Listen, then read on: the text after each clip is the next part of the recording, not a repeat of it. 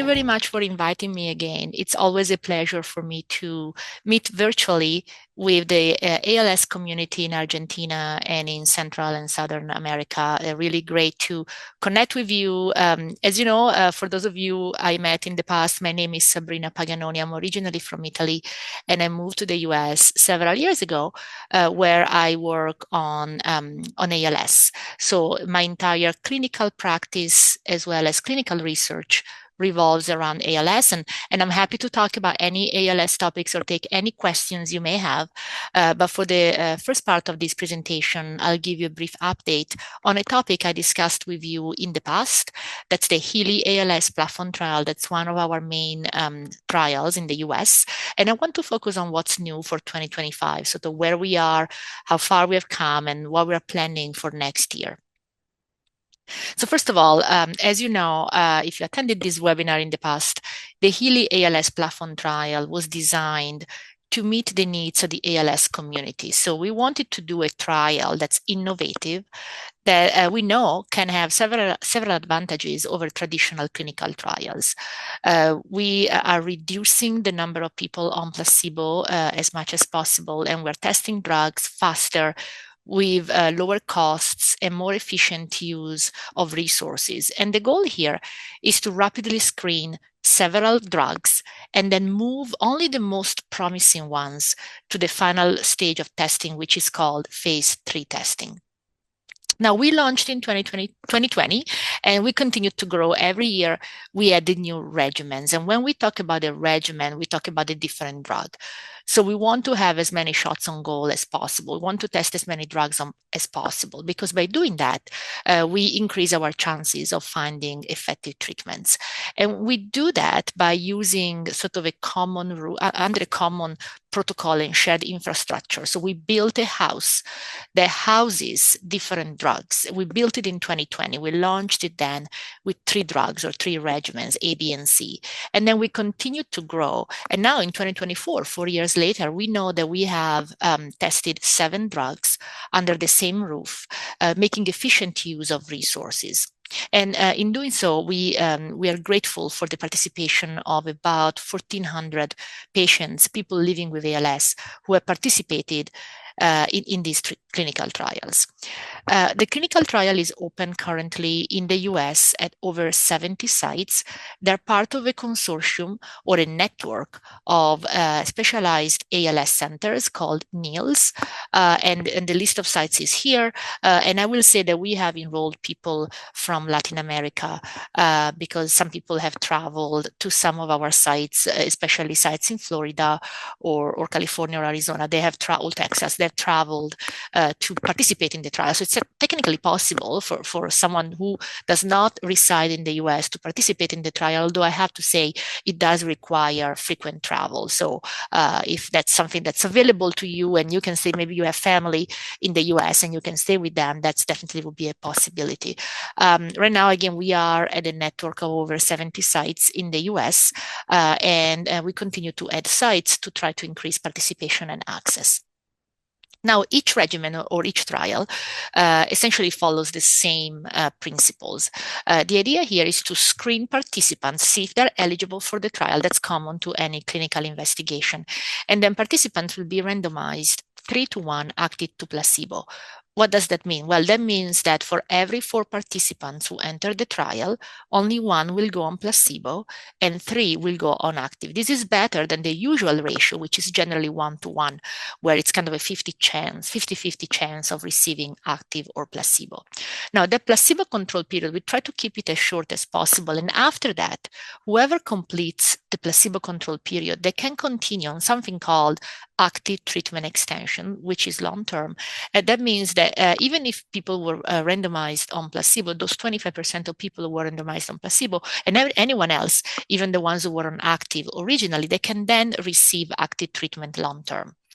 For both the placebo control period and active treatment, we monitor a number of things. We monitor function, we monitor survival, we monitor biomarkers, and a number of ways to tell if the drug is effective. So far, again, as I said, we tested 7 drugs. The first 5 have been completed in terms of the testing, and 2 of these, regimen C and D, specifically regimen C tested a drug called CNMU8, and regimen D tested a drug called pridopidine. Those 2 regimens are considering phase 3 trials that will be moving on outside of the platform. So the platform is a phase 2 trial that provides this rapid screen of drugs, and then drugs can be moved to phase 3 testing if there are some results that warrant additional testing. For the most 2 recent regimens F and G, they're still ongoing. So I expect the results to be available by early 2025, and I would be absolutely delighted to come back and share more about the results as soon as we get them in early 2025. So what's new for 2025? Well, obviously, we want to continue to add new drugs and test new regimens. And so, as I said, we have these 2 regimens that are in the final stages of testing. We already have 1 new industry partner that's been announced. The name is on the slide, and you can follow the QR code to read the press release. This is a partner called Horizon. But we're also working with 2 additional regimens or 2 new companies in the design phase. Design means that we are developing the protocol for that specific drug, and then we'll add them to that house. So it's almost as if the house continues to get bigger or house more guests. And so those 2 will be added also.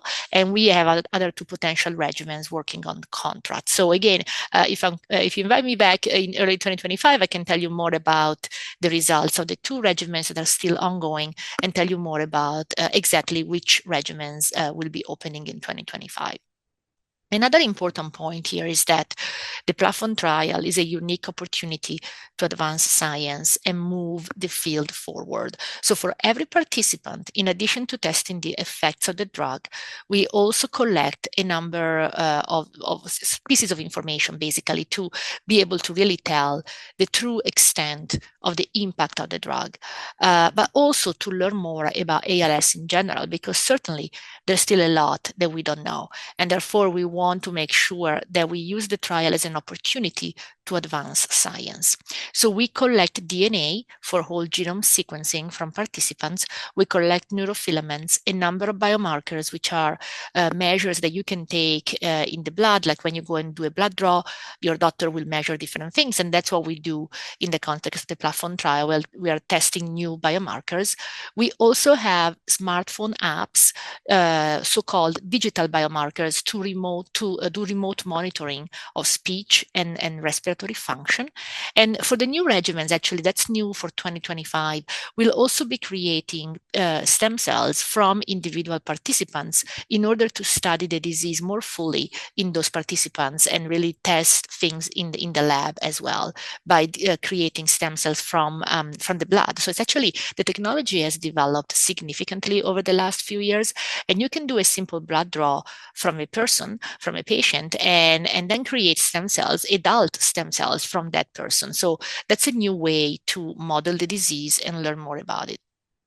Now, we're also sharing our experience, and I do want to mention that all these papers are published or will be published in an open access way. What that means is that by going to the website of the journal, so for example, we already published 2 papers in Annals of Neurology. So if you go to the website of that journal and search for our papers, you can read all the details without having any subscription to the journal, because we again make it available under a contract called open access. So everyone from wherever you are in the world, you can read all the results in the full form. So those 2 papers are already published. I want to mention that we are publishing a number of papers. We are listing them on this slide, but there's a number of them. I do expect that they will come out over the next few months. So again, hopefully in early 2025, I can also share the links to those several papers for you to read if you're interested. I want to mention that if you have questions as a patient, if you are a person living with ALS or a family member and you want to have more information about the trial and continue to follow us, please don't hesitate to email our patient navigation team. I have both the phone number and the email. We also offer webinars, and we have a newsletter called the ALS link. So the QR codes to attend those events or sign up for the newsletter are on the slide. So if you want to have more frequent updates, we're happy to provide that. And so I want to thank all of you for being interested in this trial. There is certainly a robust partnership between a number of academic groups and companies, and most importantly, the patient community and different foundations that are supporting the trial. And again, I want to thank especially the trial participants. As I said, so far we have enrolled over 1,400 people living with ALS. They are doing the research for us. They are helping us understand more about ALS. And so we look forward to continuing that in the new year. Thank you for having me. I'm happy to take your questions. Excellent. Thank you for that presentation, Dr. Paganoni. As always, you always been very kind with us. This is the fourth time you are presenting for the for our ALS Association in Argentina and our community in Latin America and other Spanish-speaking countries. So we really appreciate this. But this time you didn't come alone. You didn't come by yourself. You have a team with you, of course, obviously, that I guess works with you every day, uh, fighting against ALS and try to find more efficient treatments and all the work that you've been doing in Massachusetts. I don't know if you maybe can introduce the other members to for us to. Sure, absolutely. We continue. It's very important to continue to have new people involved in ALS, and so I'm very happy that we have physicians and researchers with us, who work with us, Dr. Scirocco, Dr. Giacomelli, and a medical student, Benedetto Golini, who are here with me today. And I hope that we'll continue to work in ALS and hopefully can come and speak with your community over the next few weeks on different topics and our research in greater detail for those of you who are interested in additional details. Excellent. Maybe we can show that just for a short time now, and we so people can know them, can know their faces if they want. Yeah, if you want to show your camera. So we have Dr. Scirocco there. Hi, everyone. We got. I don't know if am I allowed to call you a doctor, Benedetta. Hopefully soon. I understand that you're a student, so that uh, soon soon to become a doctor, Benedetta Golini, and I believe we have Elisa as well, right? Yes. Yes, She's, sorry, I cannot show my camera right now, but yeah, I'm very happy to be here. Yes, I have a PhD in medical science, and I'm a pharmacist by background, actually. Yeah, it's wonderful to have new people join the team. Yeah. And we thank you for being here as well. And you guys are all from Italy. This is like an Italian dream team. You came with well, which is good. I mean, you came from Italy yourself, Dr. Paganoni, a long time ago, and you are in one of the main scientific hubs in the world, at least from the medical point of view and the clinical point of view. You're in Massachusetts and working for the Massachusetts General Hospital and doing all this research specifically for ALS, which makes everyone feel accompanied, right? All of us who are part of the ALS community around the world and who have directly or indirectly suffer from this disease. It is very soothing and it gives a lot of peace of mind knowing that there are people that works every single day trying to find better treatments for our patients. So we appreciate that. Absolutely. And I do want to say that there's a lot of great ALS research in Italy as well. And I know many people in Argentina have Italian roots. So it's wonderful to see that there is really an international community, obviously not only in Italy or the US, but elsewhere. But again, it's really great to see that new generations continue to be interested. And so, hopefully that you'll have them come and talk to your community in the near future. Yes, we are. We are also in touch with the experts that are located in Italy. Um, like Dr. Kio, Dr. Albanese. We recently had a talk with a young Dr. called Elisabetta Pupillo. Oh, So sure. yes, we are in touch with some of them, some of the most relevant, by the way. And so okay. Uh, I was going to ask you, Sabrina, about what's next, what's coming next in 2025. You mentioned in the presentation this other regimen, this other product that we will be soon joining the Healey platform, which is monopontal, right? Can you tell us a little bit more about that? Yes, absolutely.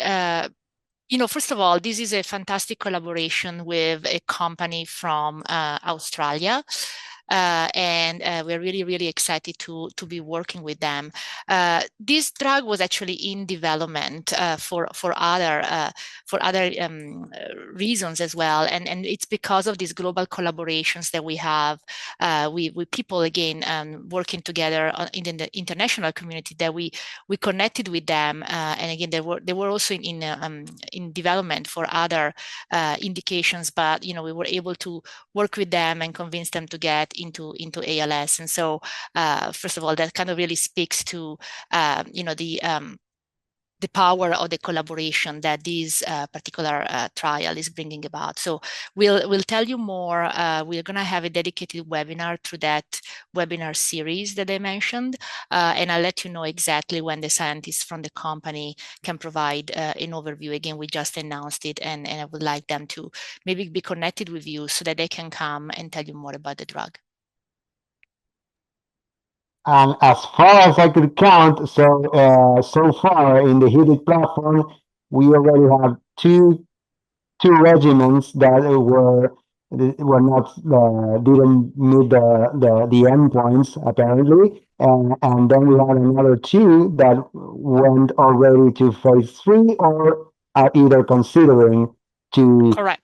go to a phase 3 stage, right? And then we have another two, and then we have Monopentage joining next year. Is that correct? Am I missing any product? Yes, so there's 3 with negative results, and there 4 were screened out and are not continuing in development. 2 that are continuing in development, going to phase 3. 2 that we don't know yet. We are still testing them, and then we should have 3 regimens in 2025. Again, we announced one, but we're working on both, and hopefully we'll be able to announce them soon. Yes, because this is important to highlight again, because people may have not exactly the most accurate idea about how the platform works. The Healy platform, and correct me if I'm wrong, of course, the Healy platform is mainly a phase 2 environment, Correct. right? Correct. So, Yes. so the idea, as for those of you who may be new to this, the clinical trial landscape goes in different phases. There's always a phase 1, 2, and 3, where 3 is the definitive testing. So essentially in phase 1, you generally, kind of in general terms, you test the safety and the dose of the drug in phase 1. So once you know it's safe and you know, again, how to administer it, you move to phase 2. That's where the Healey platform trial comes into play, and in phase 2 you get additional safety and efficacy data before moving drugs to the definitive testing, which is generally a larger and longer trial. And so it's important that we have efficient phase 2 trials so that we know which drugs to move to phase 3, and otherwise it would be impossible to manage all these drugs in phase 3 because they require large and long trials. So the platform trial is a mechanism to rapidly screen out drugs so that we don't move them to phase 3 if they're unlikely to succeed, and we only move the most promising ones to phase 3. Great. Thanks for clarifying that. I thought it was important. Sabrina, as far as I recall, your first talk that you that you very kindly gave to us was not exactly about the Healey platform. I believe it was about AMX0035, Right. and you were heavily involved in that trial as well. And of course, as we all know, it was finally not successful after having conditional approval in a couple of countries. And I guess we did have a couple of setbacks in the ALS research landscape lately. But what would you say we have learned from all that? No, that's a great question. Thank you for asking. Well, the specific drug AMX35 that I spoke about in the past at this community with this community. So essentially, it was approved actually based on a phase 2 trial, and while the phase 3 testing was ongoing, again there is a sequence of events going from phase 1 to 3, and the reason it was approved in phase 2 is because it had robust results in phase 2, and because obviously of the urgent need of the ALS population. But we also knew that the phase 3 trial was already ongoing, and that would basically provide the final answer. And unfortunately, that was negative. So I think it speaks both to the need to innovate and push the envelope. I think it's actually good to try to accelerate the approval of drugs as much as possible, knowing that sometimes then you'll get a setback. And we did learn again a lot from that trial.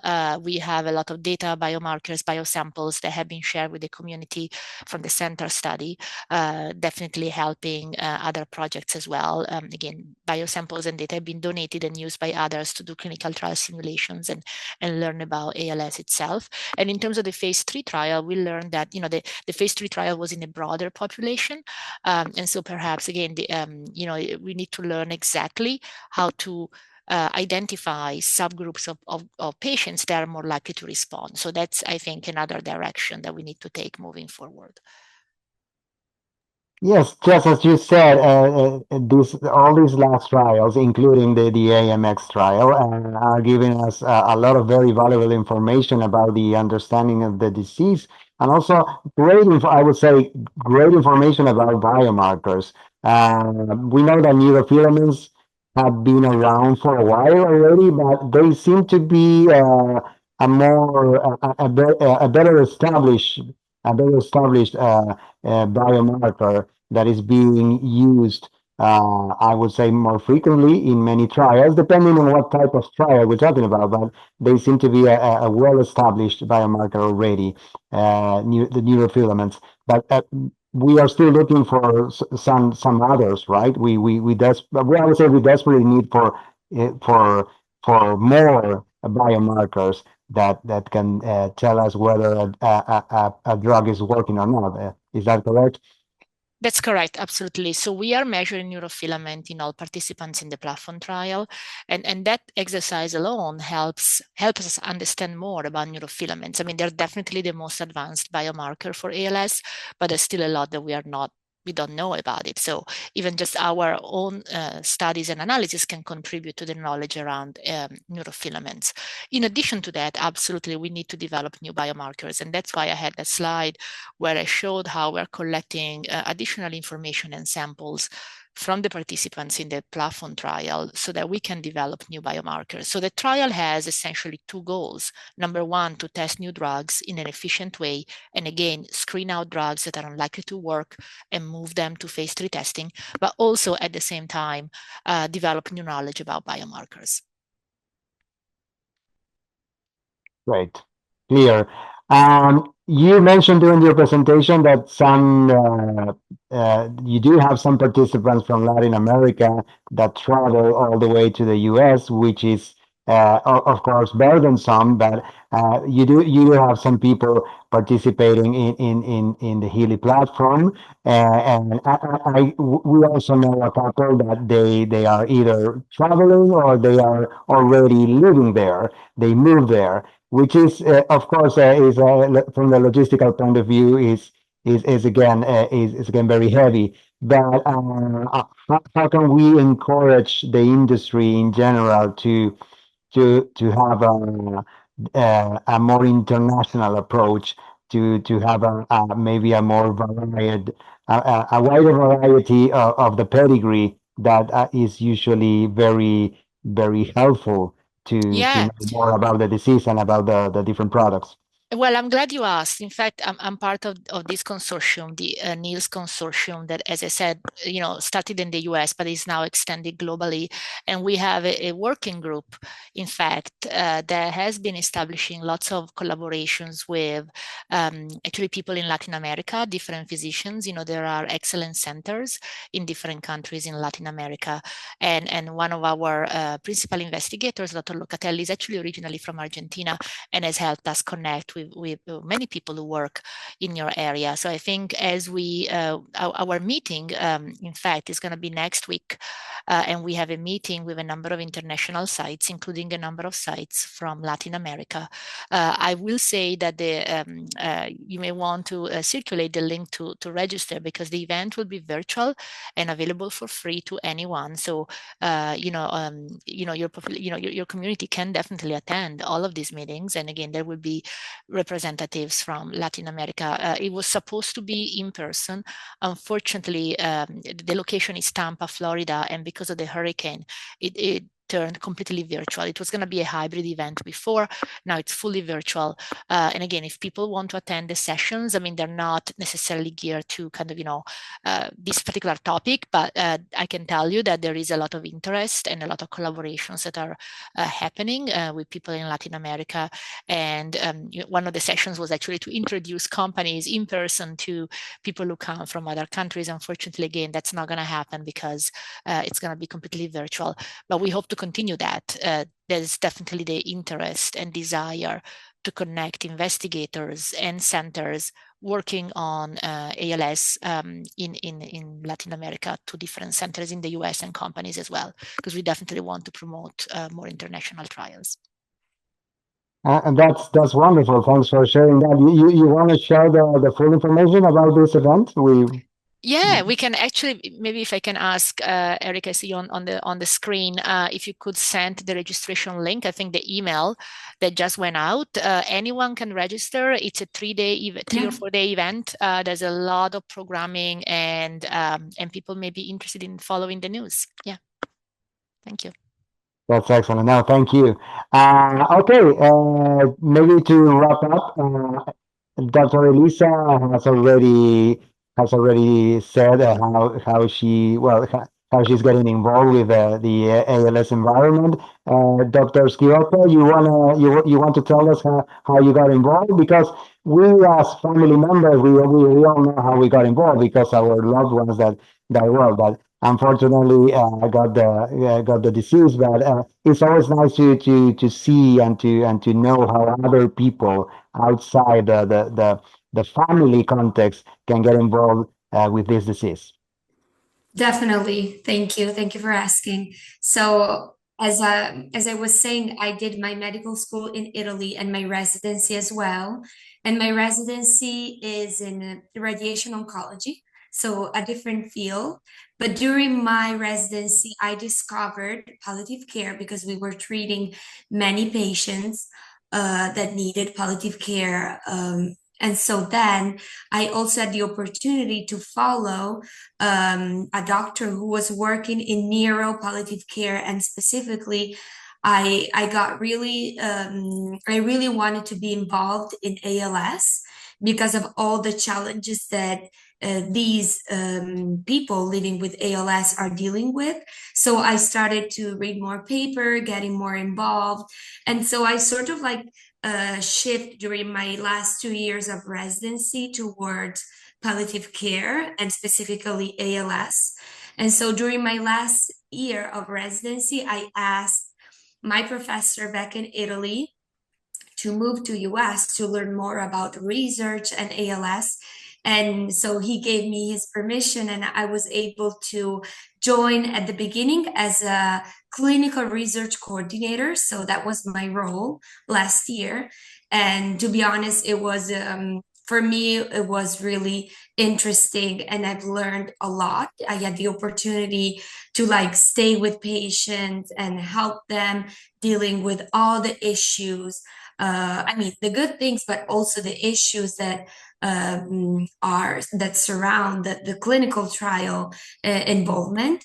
And after that, it was actually my previous manager who suggested me to continue to join the team as a postdoc research fellow, to learn more about research, to help, and also, you know, to kind of bring my background and my insights that I've learned while I was a coordinator. So I joined the team, and now, so last year I worked with another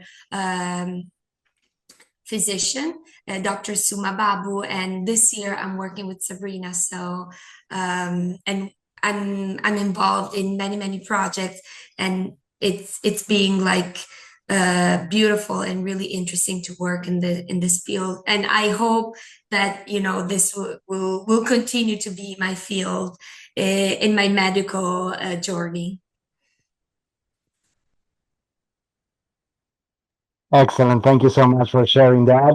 Benedetta, you are a student. You're planning to become a doctor, and do you want to share with us how you got involved with ALS?